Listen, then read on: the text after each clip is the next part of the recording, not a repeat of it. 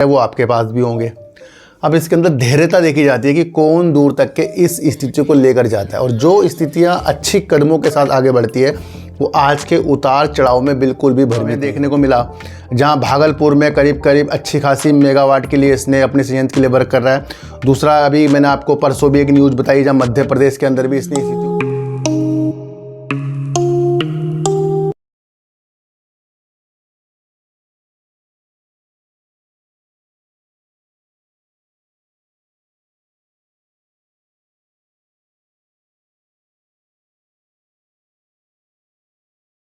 नमस्कार, मैं स्वागत करता हूं आपका अपने ही चैनल पर जिसका नाम है सार्थक बाजार से। आज बात करेंगे अडानी पावर ने अपनी क्षमता 2030-32 तक 41 गीगावाट तक के बढ़ा दी है। यानी कि पहले जो उसकी क्षमता 2030-32 तक करीब 30 गीगावाट की थी, तो वो अपनी तापीय विद्युत क्षमता को 41 गीगावाट करने जा रहा है। जब भी कोई कंपनी अपने विस्तार की योजना हमें बताती है और अपने परिचालन की योजनाओं के बारे में हमें कुछ चीज़ें बताती है और अपनी बिजली को आपूर्ति करके या किसी भी काम में वो काम कर रही है उसके बारे में बताती है, तो वो कहीं ना कहीं अपनी एक फ्यूचर की स्थितियां हमें दिखा रही है। तो उन स्थितियों को समझेंगे। सरकार ने PLI स्कीम की जो योजना थी, जो कपड़ा क्षेत्र के लिए थी, टेक्सटाइल के क्षेत्र के लिए थी, अब उस जो विंडो थी यानी कि आवेदन करने की जो तिथि थी उसे 30 सितंबर तक बढ़ा दिया है। इससे कपड़ा क्षेत्र के अंदर अच्छी संभावना देखी जा रही है। और आज आपको चीनी सेक्टर में काफ़ी अच्छे यानी शुगर सेक्टर में काफ़ी अच्छी रणनीति आपको देखने को मिली है। क्या वो न्यूज़ है, उसके बारे में चीज़ों को समझेंगे। और सरकार जो है निष्क्रिय पड़ी हुई है, जो मतलब कि जो खदान लो ऐसक वाली खदान है जो काम पे नहीं आ रही, उसको किसी और सरकारी कंपनी को हस्तांतरण करने के लिए चीज़ें कर सकती है। तो सर यहाँ से आपको लोहे के ऊपर स्थितियाँ समझ में नहीं चाहिए। और देश की सबसे बड़ी लोहे ऐसक कंपनी कौन सी है? NMDC है। और इस स्थितियों को भी आज हम समझ कर चलेंगे। देखो सर, बाजार के अंदर आज भी आपको रौनकें बाहर देखने को मिली है, कल भी आपको रौनकें बाहर देखने को मिली है। तो ये तो बाजार की स्थितियाँ भैया निरंतर ऊपर नीचे चलती रहेंगी। आपको अपनी स्थितियों को मजबूत जो है लंबे समय के लिए करना है, इन्वेस्टमेंट के हिसाब से करना है। देखो सर, क्या होता है जब हम इन्वेस्टमेंट की स्थितियों के साथ आगे बढ़ते हैं तो यकीनन कुछ शेयर जो होते हैं वो सबके पास होते हैं। यानी कि जो मेरे पास शेयर है वो आपके पास भी होंगे। अब इसके अंदर धैर्यता देखी जाती है कि कौन दूर तक के इस स्थिति को लेकर जाता है, और जो स्थितियां अच्छी कदमों के साथ आगे बढ़ती है वो आज के उतार चढ़ाव में बिल्कुल भी भ्रमित नहीं होती। तो यहाँ जीतना पड़ता है एक दूसरे की भावना से, एक दूसरे की धैर्यता से। तो जो जीतेगा वो आगे जाकर अच्छी स्थितियाँ पाएगा, पर वो अच्छी कंपनियों के अंदर आपकी स्थितियाँ होनी चाहिए। तो पहली अगर हम स्थितियाँ देखें तो अडानी पावर की एक न्यूज़ निकल कर आ रही है, जहाँ पर अडानी पावर ने 2032 तक 41 गीगावाट तापीय ऊर्जा उत्पादन का लक्ष्य रखा है। बड़ी अच्छी न्यूज़ है। देश की निजी क्षेत्र की सबसे बड़ी बिजली कंपनी अडानी पावर ने 2032 तक अपनी ताप विद्युत क्षमता वृद्धि का लक्ष्य 18.15 गीगावाट से बढ़ाकर 41 गीगावाट कर दिया है। बहुत बेहतरीन न्यूज़ है। कंपनी ने पहले कहा था कि अपनी क्षमता का विस्तार वो 30 गीगावाट तक के करेगी, जैसे मैंने अभी आपको बताया है, पर इसी क्षमता को वो अपनी तापीय विद्युत की स्थितियों के साथ कम से कम 41 गीगावाट तक के निर्धारित करने की योजना बना रही है। ये किसी निजी क्षेत्र की बिजली कंपनी द्वारा किया गया सबसे बड़ा क्षमता विस्तार है। सार्वजनिक क्षेत्र में NTPC की योजना 2032 तक 30 गीगावाट नई ताप विद्युत क्षमता जोड़ने की है, जो 2030-32 तक करीब 26,000 मेगावाट नई कोयला आधारित क्षमता के पूर्व लक्ष्य से अधिक है। तो ये आप समझ कर चलना। अडानी पावर की योजना 11 गीगावाट की क्षमता वृद्धि में लगभग 1.8 लाख करोड़ का निवेश करने की है, जिसका वित्तीय पोषण कंपनी आंतरिक स्रोतों से करेगी। इसी मई में अडानी पावर ने 2030 तक अपनी परिचालन क्षमता को 30.67 गीगावाट तक बढ़ाने की योजना की घोषणा की थी। अब कितनी कर दी है? 2032 तक 41 गीगावाट तक के कर दी, जो एक अच्छी न्यूज़ हमारे सामने आ रही है। पिछले सप्ताह जारी एक निवेशक प्रस्तुति में अडानी पावर ने कहा कि उसने 23,720 मेगावाट की ब्राउनफील्ड और ग्रीनफील्ड परियोजना के लिए बॉयलर, टरबाइन और जनरेटर सेट के ऑर्डर पहले ही दे दिए हैं। तो यानी कि अडानी पावर जो है अपनी क्षमता को बढ़ाने के लिए भरपूर प्रयास कर रहा है। तो यहाँ एक मजबूत पक्ष जो है बिजली के क्षेत्र पे है, अडानी पावर देखा जा रहा है, जिसने अपनी फ्यूचर की योजना हमें बताई है। थोड़ा सा अगर हम और समझे तो वर्तमान में APL यानी अडानी पावर के पास 8 राज्यों में करीब 18,150 मेगावाट का कोयला आधारित बिजली पोर्टफोलियो है। इसमें 7,270 मेगावाट की अकार्बनिक विकास क्षमता और 10,840 मेगावाट की निष्पादित जैविक क्षमता शामिल है। कंपनी अगले 6 वर्षों में करीब 1.12 लाख करोड़ के पूंजीगत व्यय की क्षमता रखती है। वित्त वर्ष 2025 के लिए परिचालन की निधि प्रवाह करीब 20,506 करोड़ रखा था। देखो सर, मैंने अभी आपको पहले भी बताया था कि वर्तमान में अभी जो हमें देखने को मिला, जहां भागलपुर में करीब अच्छी खासी मेगावाट के लिए इसने अपने संयंत्र के लिए वर्क कर रहा है। दूसरा, अभी मैंने आपको परसों भी एक न्यूज़ बताई जहां मध्य प्रदेश के अंदर भी इसने स्थिति को मजबूत किया है।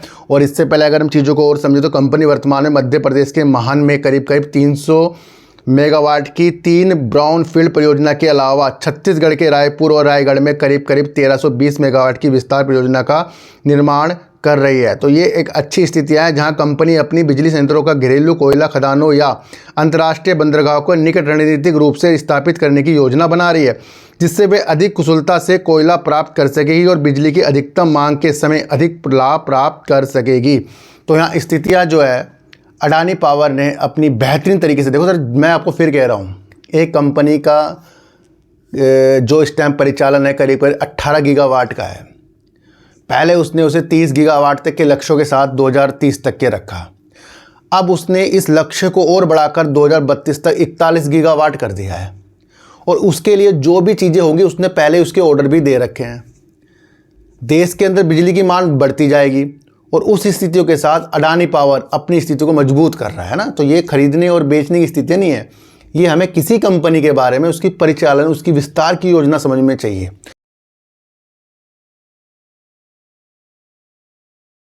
अब बात करेंगे, आपको देखने को मिला आज चीनी सेक्टर के काफ़ी शेयर आपको बढ़ते हुए देखने को मिले। वो क्यों बढ़ते हुए देखने को मिले? क्योंकि भारत द्वारा एथेनॉल उत्पादन पर प्रतिबंध हटाने के बाद चीनी शेयरों में तेजी है।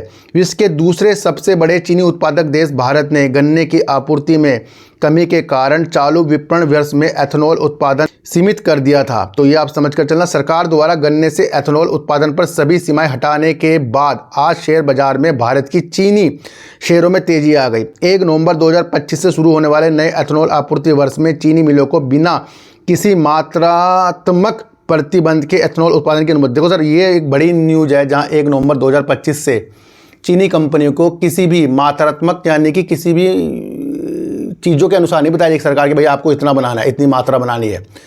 बिना किसी तरीके से अब वो अपने हिसाब से एथेनॉल का उत्पादन कर सकती हैं। तो ये इसलिए इंपॉर्टेंट न्यूज़ है, आप समझ कर चलना। दूसरा, अगर मैं आपको बताऊं तो केंद्रीय उपभोक्ता मामले, खाद्य एवं सार्वजनिक वितरण मंत्रालय ने सोमवार को एक अधिसूचना में कहा कि 1 नवंबर 2025 से शुरू होने वाले नए एथेनॉल आपूर्ति वर्ष में चीनी मिलों और डिस्टिलरियों को बिना किसी मात्रात्मक प्रतिबंध के एथेनॉल उत्पादन की अनुमति होगी। ये मैंने अभी आपको बता दिया था। दूसरा, अगर मैं आपको बताऊं, दुनिया के दूसरे सबसे बड़े चीनी उत्पादक देश ने गन्ने की आपूर्ति में कमी के कारण चालू विपणन वर्ष में उत्पादन सीमित कर दिया था।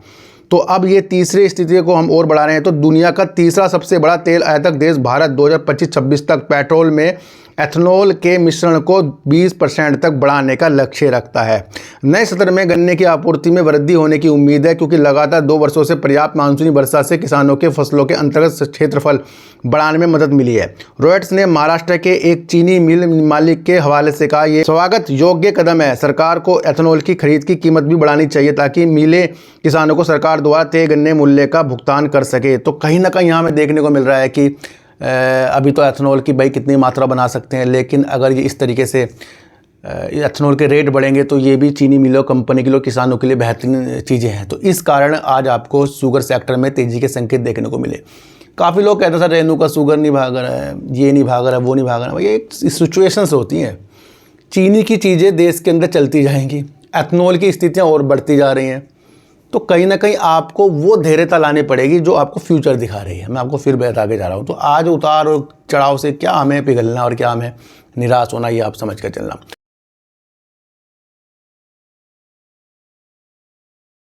दूसरा, अगर मैं आपको एक न्यूज़ और बताऊं, जहां पर सरकार लोहा आवश्यक आपूर्ति बढ़ाने के लिए निष्क्रिय खदानों को हस्तांतरित कर सकती है। निष्क्रिय मतलब जो खदान किसी को दी गई थी वो अब उस पर वर्क नहीं कर रहे हैं, तो उसे किसी और सरकारी कंपनी के पास हस्तांतरित किया जा सकता है। निर्यात कर लगा सकती है सरकार, निर्यात कर लगा सकती है सरकार। तो ये आप समझ सकते हैं। सरकार steel authority of India limited यानी सेल और उड़ीसा माइनिंग कॉर्पोरेशन लिमिटेड के पास मौजूदा गैर परिचालन लोहा आवश्यक खदानों का पुनर्आवंटन कर सकती है। देखो सर, ये 2 कंपनी मैंने अभी सेल और दूसरी कंपनी आपको बताई, इनके पास सरकार ने पहले लोहा एसक की खदानों को दे रखा था। अब उनको वो उसमें वर्क नहीं कर रहे, निष्क्रिय पड़े हैं, तो कहीं ना कहीं उस खदानों को किसी और कंपनी पे सरकारी कंपनी हस्तांतरित कर सकती है। और देश के अंदर कौन सी बड़ी आपको लोहा एसक में कंपनी देखने को मिलती है? जो देश की सबसे बड़ी कंपनी है वो है NMDC है।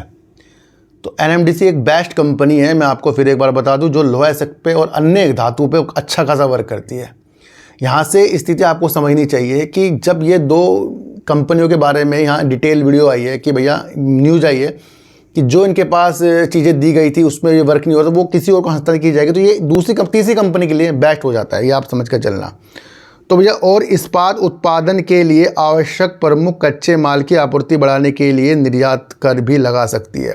एक वरिष्ठ सरकारी अधिकारी और उद्योग के अधिकारियों के अनुसार सरकार इन खदानों को या तो नई नीलामी के माध्यम से पुनः आवंटित कर सकती है या लोहा एसक के उत्पादन को बढ़ावा देने के लिए उन्हें सरकारी कंपनी को हस्तांतरित कर सकती है। इन सभी ने नाम न छापने की शर्त पर यह बात कही है। तो सर ये आप समझ कर चलना कि पिछले हफ्ते एक उच्च स्तरीय अंतर मंत्रालय बैठक में लोहा एसक की आपूर्ति बढ़ाने के लिए कई कदमों पर चर्चा हुई है, जिनमें नीलामी पूर्व खदान स्थल पर पड़े लगभग 2 करोड़ टन एसक की नीलामी और सरकारी कंपनी NMDC खनन क्षमता का विस्तार शामिल है। तो यहाँ सरकारी जो NMDC है वो अपनी क्षमता का विस्तार चीज़ों के अनुसार कर रही है। विचार विमर्श में शामिल एक उद्योग अधिकारी के अनुसार केंद्रीय वाणिज्यिक मंत्री पीयूष गोयल, केंद्रीय खनन मंत्री जी किशन रेड्डी समेत अन्य लोग इस बैठक में शामिल हुए हैं। भारत की सबसे बड़ी लोहा एसक उत्पादन कंपनी NMDC की खनन क्षमता 31 मार्च तक 5.5 करोड़ टन थी। तो जिस तरीके से यहाँ NMDC का नाम ज़्यादा से ज़्यादा आ रहा है, तो लोहा एसक में आप बेहतरीन कंपनी NMDC को मान सकते हैं, जो इस तरीके से आगे वर्क भी कर सकती है। तो ये बेस्ट न्यूज़ जो है लोहा एसक और इस्पात की स्थितियों के साथ बढ़ रही है, ये आप समझ के चलना।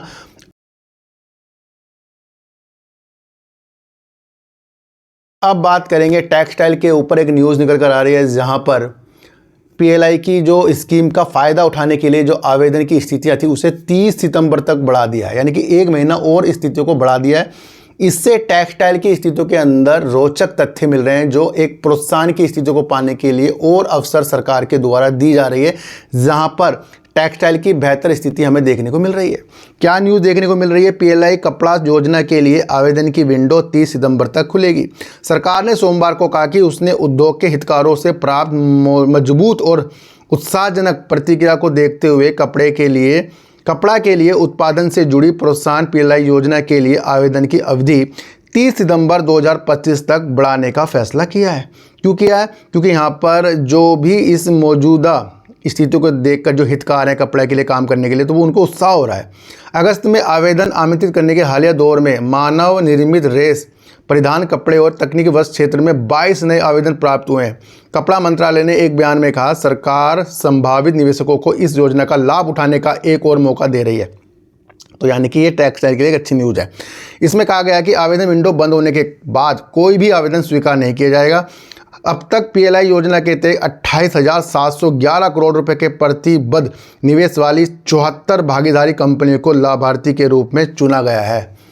तो यहाँ एक बेस्ट न्यूज़ है। जैसे भी आपको ओला के ऊपर चीज़ें देखने को मिली है कि उसको PLI स्कीम की स्थितियाँ मिल गई है अपने वाहन के लिए, तो इस तरीके से कपड़े के लिए भी सरकार ने PLI स्कीम क्यों होता है? क्योंकि यहाँ देश के अंदर कपड़ा क्षेत्र को बढ़ाने की स्थितियों को मजबूत करना है और देश के अंदर और बाहर हमें निर्यात की स्थितियों को भी ज़्यादा से ज़्यादा बढ़ाना है। और जब तक कि इस तरीके से PLI स्कीम सरकार मदद नहीं करेगी तो यहाँ के उद्योग भैया फिर उस बढ़ चढ़कर भाग नहीं लेते। तो यहाँ सरकार PLI स्कीम दे रही है तो उद्योग इसमें बहुत उत्साहजनक है, तो इसलिए ये 30 सितंबर तक की स्थिति बढ़ा दी गई। तो सभी टेक्सटाइल कंपनियों के लिए बेस्ट न्यूज़ है, आप समझ कर चलना। आज की वीडियो से आपको क्या समझ में आया सर, एक बार मुझे जरूर बताना।